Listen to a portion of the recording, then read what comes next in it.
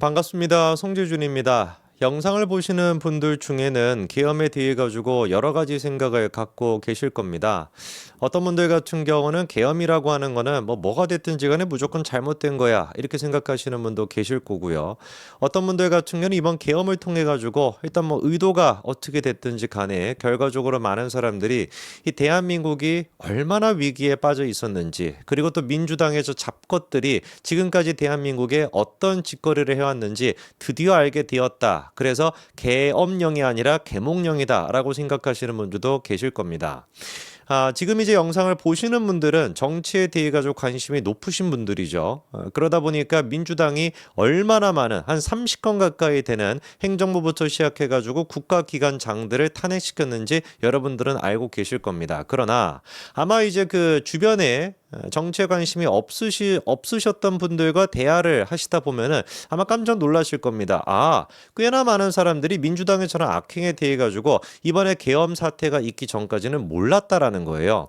제 주변에서 같은 경우도 평상시에 정치에 관심이 없던 사람들이 이제서야 저한테 얘기합니다. 야, 진짜로 이런 일이 있었냐?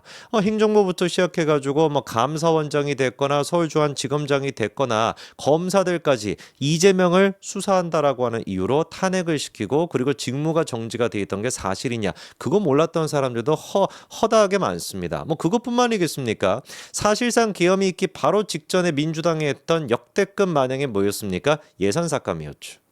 대통령실의 특활비부터 시작해가지고 사실상 대통령실의 예산 자체를 갖다가 제로로 만들었어요. 이게 의미하는 게 뭐겠습니까? 일하지 말라는 겁니다. 국가기관장들 그리고 또 장관들을 탄핵을 시켜버려가지고 직무가 정지가 돼 있어요. 거기에다가 추가적으로 대통령실의 예산까지도 깎아버려. 이게 의미하는 게 뭐겠습니까? 의미하고 자시고가 뭐가 있겠어요? 그냥 사라지라는 겁니다.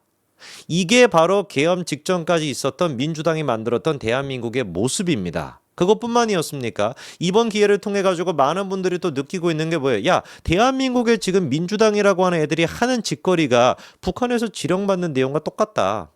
그렇지 않습니까? 예를 들어가지고 후쿠시마 처리수 그거를 갖다가 선동을 시켜가지고 대한민국 정치를 갖다가 흔들어라 라고 하는 식의 북한 지령이 또 공개가 됐잖아요. 북한 지령이 구체적으로 뭐라고 나와 있습니까? 핵테로, 그러니까 테로 시작하는 그 단어 있잖아요. 테러, 핵테러 행위라고 규정을 하고 전 인류에 대한 대학살 만행이라고 규정을 하라라는 식으로 북한 지령이 있었는데, 실제로 민주당 애들 같은 경우는 뭐라고 딱 플래카드 들고 나오는 겁니까? 일본 정부는 인류를 향한 핵테러 시도를 당장 중단하라. 고지고대로 똑같이 나오는 거예요.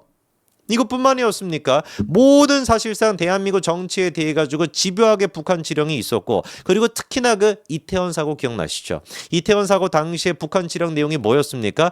박근혜 년, 북한 그 얘기를 그대로 읽어드리겠습니다. 이태원 참사 희생자 추모 시민 촛불 집회를 개최하여 윤석열 퇴진 남성이 서울 시내를 흔들게 하라. 박근혜 년의 탄핵을 이끌어내 2014년도 세월호 참사 진상규명투쟁과 같은 정세균면을 조성하는 데 집중하라.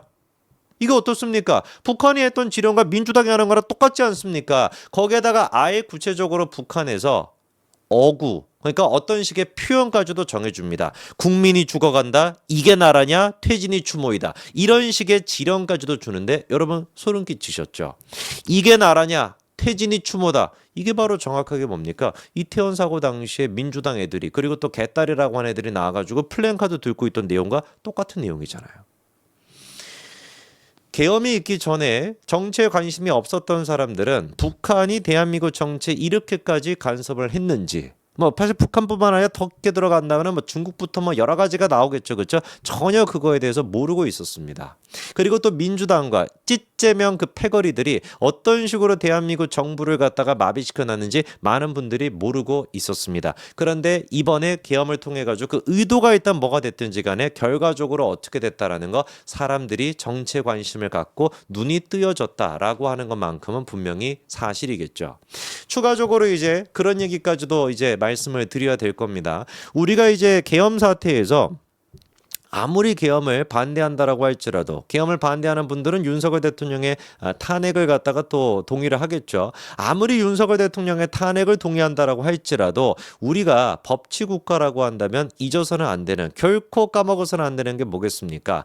아무리 죄가 있다라고 의심이 되더라도 그 죄인에 대해서, 그 혐의가 있는 사람에 대한 절차는 불법이 있어서는 안 된다라고 하는 게 민주사회의 기본 아니겠습니까? 그게 지켜지지 않는다라고 하는 원시 조폭 사회인 것이고, 그게 바로 조선인민민주주의 공화국 아닙니까? 쟤네들 같은 경우는 어떻게 해요? 절차적 정의 뭐 이딴 거 없는 것이죠. 지들이 판단해가지고 야, 저 반동문자네, 그거 처형해. 야, 반동문자네 끌고 나가. 야, 반동문자네 아우지 탄감 보내. 이게 이제 북한식 아니겠습니까? 대한민국은 북한과 다르잖아요. 아무리 내가 의심이 된다라고 할지라도 100%저 인간은 뭔가 죄인이다라는 확신이 든다라고 할지라도 법과 절차에 따라 가지고 그 처벌이 이루어져야 된다라는 게 민주주의의 근간 아니겠습니까? 그런데 다른 사람도 아니고 현직 대통령에 대해서 다른 혐의도 아니고 탄핵이라고 하는, 그리고 내란이라고 하는 이 혐의에 대해 가지고 내란에 대해서 처벌을 받게 된다면 사형, 무기징역, 무기 근고밖에 없습니다. 그런데 이렇게나 어마어마한 사안에 대해 가지고 대한민국의 사법부가 보여준 모습은 엉망진창이었다. 법과 질서가 지켜지지 않았다. 이게 사실상 우리가 분노하는 포인트인 거 아니겠습니까? 실제로 그래가지고 공수처가 이번에 실토를 했습니다. 공수처가 처음부터 이제 우리가 지적했던 건 뭐예요? 야, 너네들 지금 수사권도 없는데 어떻게 이렇게 수사를 할 수가 있냐? 실제로 내란죄에 대해서 수사할 수 있는 조직은, 수사기관은 경찰밖에 없습니다. 근데 여러분들이 기억을 되새겨 봤었을 때 경찰이 뭔가를 발표하고 경찰이 뭔가 수사하고 이런 거 보셨습니까? 없잖아요. 공수처가 지들이 만들어지고 난 뒤에 하나도 사실상 역할을 못하고 하나도 그냥 뭐 아무것도 없이 그냥 이제 세금만 충내고 있다 보니까 이번 기회에 옳았구나, 잘 됐구나, 윤석을 내가 잡아들어가지고 한 건으로 그냥 시원하게 해버리겠다, 이런 식의 마음을 가지고 있다 보니까 경찰이 수사를 했던 것이 아니라 공수처가 내란죄에 대해서 수사하지 않았습니까? 결국에는 지들이 수사해놓고 기소할 수 있는 권한은 없다 보니까 검찰에게 기소권을 또 넘겼잖아요. 이게 뭐 하는 짓거리냐고요. 그런데 그때 당시에 민주당이 주장했던 게 뭐였습니까? 공수처가 주장했던 게 뭐였습니까? 우리 수사할 수 있는 권한이 있다. 왜? 서부지법에서 영장을 줬으니까. 그런데 알고 봤더니 서부지법에서 영장을 발부했던 것부터 시작해서 모든 것들이 전부 다 공수처의 구라고 거짓말이었다라는 게 드러난 거죠.